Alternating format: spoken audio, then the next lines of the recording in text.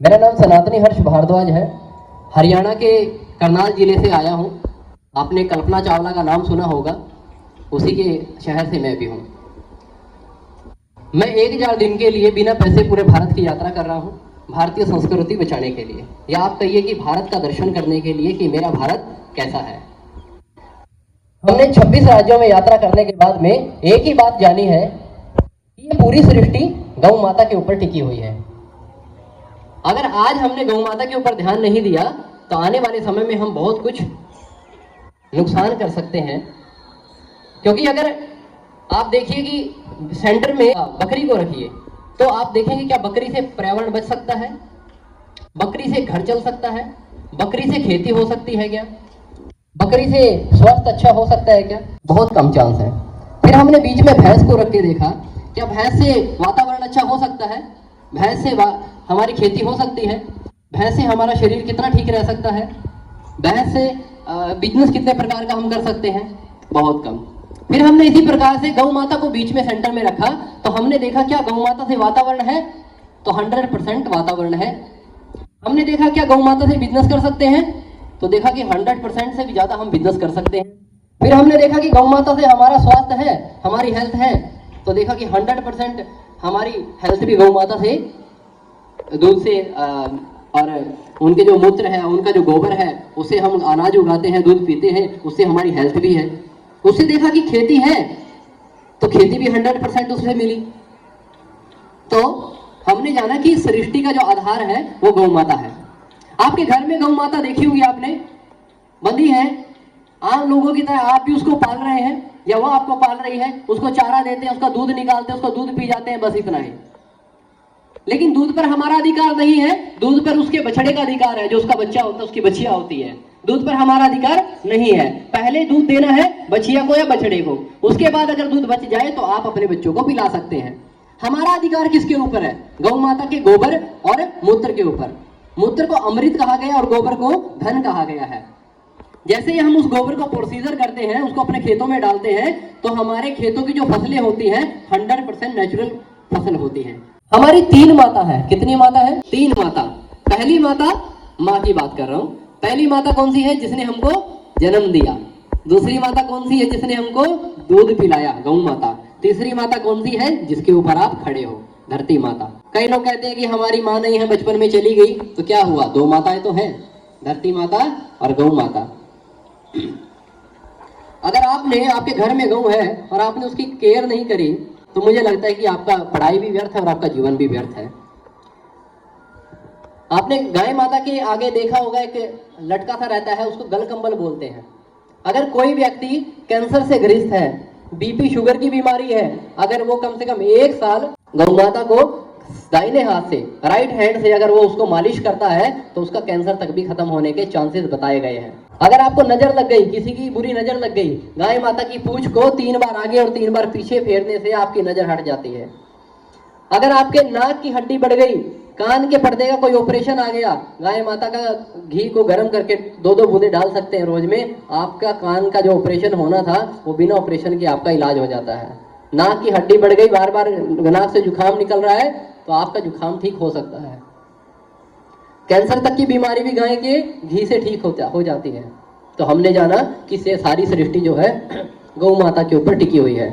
आपने सुना होगा कि पेड़ ऑक्सीजन देता है। कौन सा? 24 घंटे ऑक्सीजन देने वाले कुछ पेड़ हैं, जिनमें पीपल आता है, केला आता है, तुलसी आती है, और भी काफी हैं।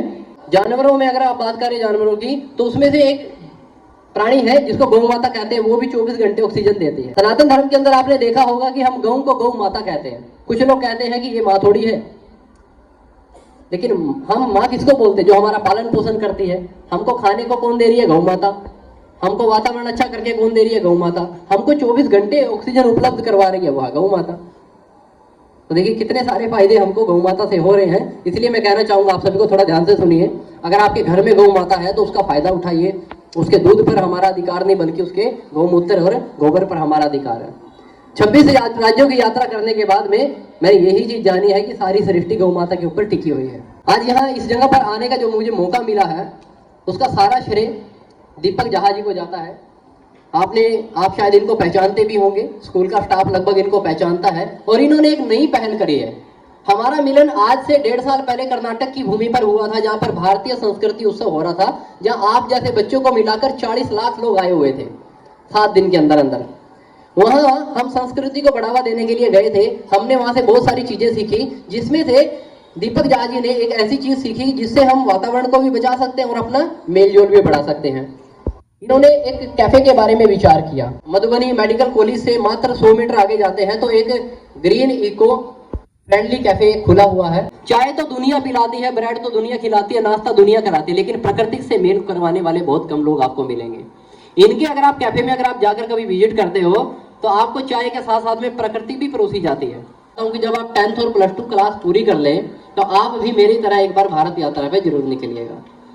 क्योंकि मेरी जो पढ़ाई है वो ग्रेजुएशन BA है, और मैंने जब देखा कि MBA मुझे आगे करनी थी, बिजनेस की पढ़ाई करनी थी, तो मैंने उसको कैंसिल कर दिया। मैंने देखा, अपने आप को जाना कि मैं कहाँ हूँ। मैं एक झूठ के समुद्र में हूँ, जहाँ राइट में जाओगे तो भी पानी है, लेफ्ट में जाओगे तो भी पानी है, आगे जाओगे तो भी पानी, पीछे जाओगे तो भी पानी। तो मतलब मेरा बचने का कोई भी रास्ता नहीं है। तो ये झूठ की इतनी दुनिया हम लोगों ने बना दी है, इतना दिखावा हमने दुनिया में कर दिया कि उससे बाहर निकलना समझ लो मुश्किल है। तो हमने भारत यात्रा का रास्ता चुना, और भारत यात्रा में हमने एक जगह से लेके दूसरी जगह तक जाकर अपनी संस्कृति के बारे में सीखा, अपने रहन सहन के बारे में सीखा, अपनी शिक्षा के बारे में सीखा। 10th 12th करने के बाद में पूरे भारत की यात्रा के लिए नहीं कह रहा हूँ, मात्र सिर्फ मधुबनी की यात्रा कर लीजिए जहां आप रहते हैं। आपको पता है मधुबनी एक मिथिला संस्कृति के क्षेत्र में आता है। मैंने बड़ा सुना था मिथिला के बारे में, तो यहाँ के लोग बहुत अच्छे होते हैं, यहाँ की वाणी बहुत अच्छी है, यहाँ का भोजन बहुत अच्छा है, यहाँ का वातावरण बहुत अच्छा है। लोग अच्छे मिले, भोजन अच्छा मिला, संस्कृति अच्छी मिली, लेकिन वातावरण अच्छा नहीं मिला। ये शायद आपको मेरे जुबान से सुनने के बाद थोड़ा बुरा लगेगा। मैंने बहुत गंदगी देखी यहाँ पे। कोई भी आता है गुटखा थूक देता है, कोई भी आता है खैनी थूक देता है, कोई भी कुछ भी खाता है पॉलीथीन वहीं फेंक के चला जाता है। सड़कें तो बनी हुई है, लेकिन उसके साइड में कच्चे रास्ते हैं। जैसे कोई बस जाती है तो पैदल वाला आदमी आराम से धरती पर नहीं चल सकता। अब जो सड़क बनाने वाले जो महकमा है PWD, अब वो तो गाड़ियों में चलते हैं, उनको क्या पता जो पैदल चलता है उसके साथ क्या परेशानियां होती हैं। तो हमको मास्क लगाकर चलना पड़ता है मिथिला क्षेत्र में भी। तो मैं आप सबसे एक बात कहना चाहूंगा कि आप जब कोई भी बिस्किट का पैकेट खाते हैं, कोई भी आप किसी भी पैकेट में से कुछ चीज निकाल कर खाते हैं, तो उसका पॉलीथीन बाहर मत फेंकिए, क्योंकि इससे आपका मिथिला क्षेत्र गंदा हो रहा है। मिथिला क्षेत्र एक पेड़ है जिसके सीजन बाय सीजन आप फल तोड़कर खा सकते हैं, बेच सकते हैं, अपना घर चला सकते हैं। अगर आप सोचेंगे कि मैं इस पेड़ को ही काट दूं, जड़ों को ही बेच दूं, तो ना पेड़ रहेगा, ना जड़ रहेंगी, ना फल रहेंगे, आपके पास कुछ भी नहीं रहेगा। तो इसलिए मैं कहना चाहता हूं कि आप सभी अपनी संस्कृति को बचाइए। मिथिला क्षेत्र आपकी पहचान है, इससे ही आपके बुजुर्गों की पहचान थी, इससे ही आपकी पहचान है, इसको बनाए रखिए। भारत माता की। कुछ बच्चे तो हाथ ऊपर कर ही नहीं रहे हैं, ऐसा क्यों? सभी बच्चे हाथ ऊपर करेंगे। देखिए, हम अभी एक शिक्षा के संस्थान में हैं, हम सब यहाँ पर बराबर हैं, और यहाँ हम प्रकृति का प्रचार करने आए। किसका? प्रकृति का। भारत माता की, गौ माता की, गौ माता की।